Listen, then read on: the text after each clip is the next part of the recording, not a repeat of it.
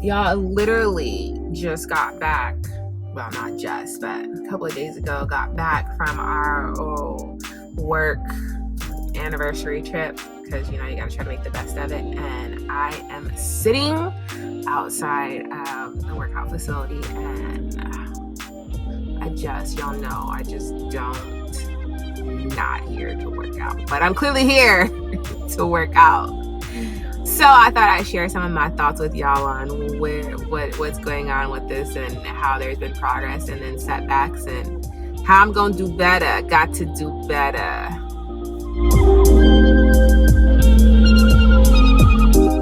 Hey, wife, hey. My hair looks a hot mess, right? It's almost even touching the ceiling of the car. Literally, this is the ceiling. And it just is what it is. I can't even try to... I don't care, I guess, to get it together today. So y'all know we just celebrated our 5th year anniversary. Super excited about getting to 5 years. So on to the next. But let me be honest about something I was a little bit sad about. Y'all know, have been working out for a minute. Minute as in at least 2 years consistently. And you know how like you're working out and you're reaching goals, and then you're kind of working out, and sometimes you even amp it up and you're working out harder and watching what you eat and all of that stuff. And it's like maybe your body is toning up and maybe you're losing inches and things like that, but like you're not actually hitting the number that you want, which was my thing. Numbers matter to me. And I know people will say all the time, like, well, it's more important to, be healthy, and the numbers and how you're losing weight or adjusting your body composition is different, and that's a fact. Like I've seen that difference. But my husband and I had this thing where we said every 2 years after we got married, because I spent a lot of money on my dress, and we'd get back in our clothes, and then we would just take new pictures, and over time we'd have all these photos of like how we've changed, but in our wedding attire. And that's an amazing thought in my head, but like what that also means, I still have to be able to fit my dress. And for the past few years I was unable to. Last year I was like at my best thus far since we've been married, and I was ready to fit in my dress, and quiet as kept. Guys, I think the reason we didn't, because at that point my husband wasn't at his best. You know how dudes do. Anyway, so we didn't take the photos. This year I didn't even want to try to squeeze into it. So all this time I've never even pulled my dress back out because I just didn't want the disappointment. And then last year when I could, we didn't set a date and a time, so we just didn't. But like, can I be honest for a second about this workout thing? Like I tell you guys all the time, like check out my video about trying to break up with my fat, and like that's still a very real thing for me. But like I am just, people say like you create a habit 21 consecutive days. Like, okay, so it's been over 2 consecutive years. Still not a fan. I don't feel anything on the days that I don't work out. Like, I don't feel bad about it. Like, if it wasn't for my trainer being like, what day are we meeting this week? I would probably go more than a week, 2 weeks. I'm just not trying. It just wouldn't even matter. But what happens after that is that like I'm super unhappy with the results, and then you know how you can get in your own head. Maybe y'all don't. I get in my own head, and then I'm like super down on myself about that, and then the self-talk you start to have with yourself is not a positive space, and it's easy to just spiral into like, what the heck? And then your food habits follow that, and you're like, I feel like crap, not wanting no fruit. Like, let me have some bread, let me have some junk, let me have some sweets. And then I went through this whole thing where I did like a program with a lady online in New Zealand, a whole group of other women who have PCOS. I don't talk much about PCOS. If that's something that y'all are interested in, let me know, and I'll be happy to speak on my experience with PCOS and kind of how that's impacted my life, my weight, my relationship, because when we go through things, it impacts all of that, self-esteem. And if that's something y'all want to hear about, like, hey, I'm down to share. And so when we're doing this whole thing with the program in New Zealand, like, it was so nice to be like, oh my gosh, I'm not off my rocker. There's a whole group of women who kind of go through this same kind of experience, and nice to know that like when other people around your circle maybe don't, like you kind of feel like, okay, this is something I kind of need to keep quiet.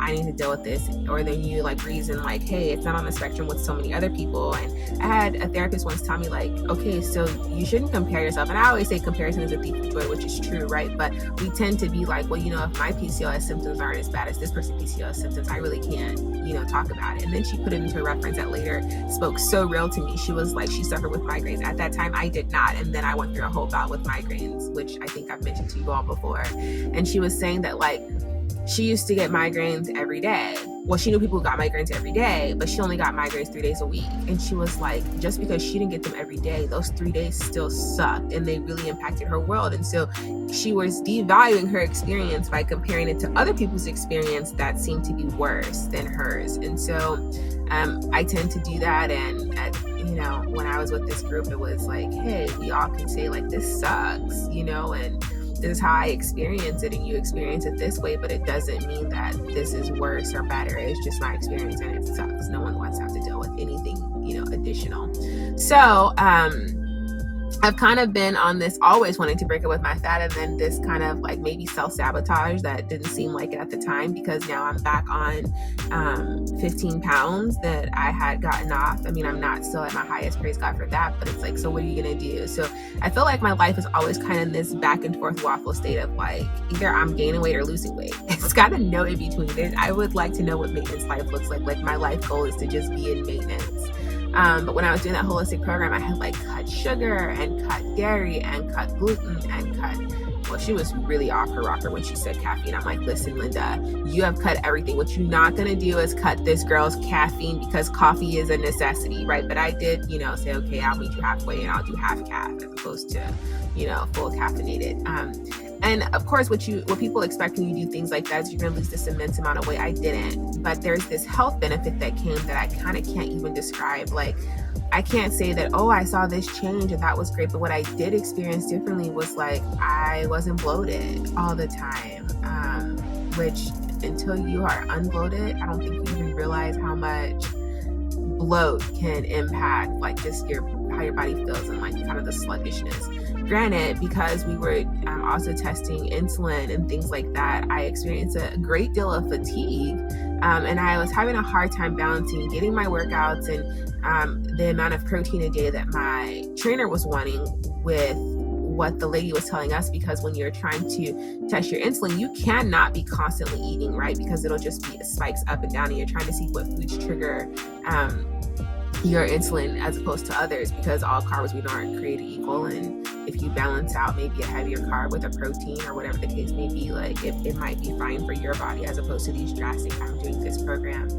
But those I'm doing this program, like I'm gonna straight juice. Y'all see my juice videos, like it is so much easier in my brain because there's like less thinking about it. I feel like it doesn't trigger all these things in my taste buds because it's just like basic juicing and no actual chewing to want to chew other things or whatever. But I guess the big picture of all this is like some self-awareness that's happening. Like, yes, I just celebrated this one thing and then I couldn't get out of my head and enjoy that celebration because last year is where I was in a better place and I would have preferred to be there this year so that I could have taken photos. And we took photos anyway, but you know how we are women. We look and we're like, what is this? That's where I'm at right now. So I've decided that I'm going to try to get it. I can't say try. You guys know I always say you shouldn't say try because your ears hear try and that gives you an out. So let me be better, like I say to people. And I am going to get back on track. One of the things with PCOS is not just losing weight, but keeping the weight off because you can have drastic influxes very fast. And then it's very hard to get it off, but it's super easy to put it on.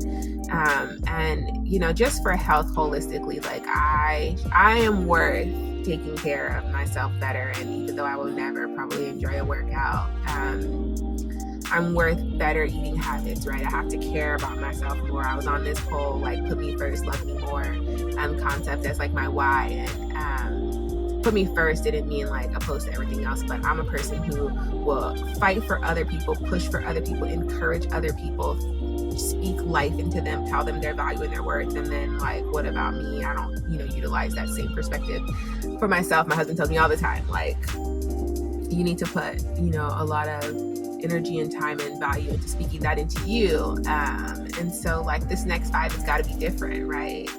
This next month has got to be different in my world. And so I just wanted to be able to be honest with y'all about this workout struggle, healthy eating struggle, and healthier choices, right? Because I want to get back to the no sugar. It was no added sugar, because the reality is like I didn't miss it. And once I got to the no added sugar consistently, like I was at past 4 months, you know, the lady was like, you can throw in a cookie here and there. Like, you like to bake, but just when you bake, make sure you're doing it to take it somewhere else so that you can have it and leave it. We had kind of gotten to this perspective of like, okay, our rule was we would be able to have something sweet, but we could only do it when we were out, and it wasn't something that we brought in bulk to bring into the house. So if we wanted a cookie, we could have a cookie, but we didn't buy cookies. So I really think that it's something to get back to. I don't know if I just didn't have the accountability of the group, no one else to say like, we're doing this too, we're struggling too. I don't know if any of you all have done sugar-free perspective or tried that for a while, because I really did see how I could implement that into my life as opposed to it being a fad. And you know, when I wanted something, I could have it, but it wasn't one of those, you know, on when we even talked about like when we have kids one day, like would we want to have them on a sugar-free perspective? Because I mean, kids only know what you've taught them, right? So they don't, I mean, what would it be like to have dinner and be like, so here's your dessert and it's a banana, right? Because bananas are uber sweet. They will spike your insulin, but it wouldn't have to be like trash, you know? And no hate on the trash food, because I am here for the trash food, y'all. But I mean, then, you know, we could have the same perspective with them. Like, yeah, we want you to know about Twinkies and we want you to know about fruit snacks, but it's not a regular thing. So, you know, we go out and we get a single one or not the whole box where it's something that's part of your lunch every day. And no disrespect to people who do that. I was raised doing that, and hey, that's fine. I'm just thinking like, if I know better, should I do better? I should tell myself that. If I know better, Shay, do better. So I just wanted to be able to be honest with y'all about the weight struggle. And you know how when you're just not getting there, you're just like, the heck with this. It's total self-sabotage. But 2 years and I'm just like, come on, let's do better, get it back together. And so we're gonna act like this is starting from the jump. Do better, get it back together. If y'all have any words of advice, encouragement, share your own struggle. It's just been something on my mind. So in the midst of celebrating something really awesome, there's some self-reflection and self-reinvigoration that is needing to occur. And so I'm in the process of just owning that and doing something about it. So I know this is kind of all over the place and maybe a ramble, but I think I'm going to leave it that way, and we'll put it in the dailies, because as my daily thoughts come, I'm trying to record them and throw them out there. So till next time, y'all, keep on strutting like only you can. It's your strut. I'm watching.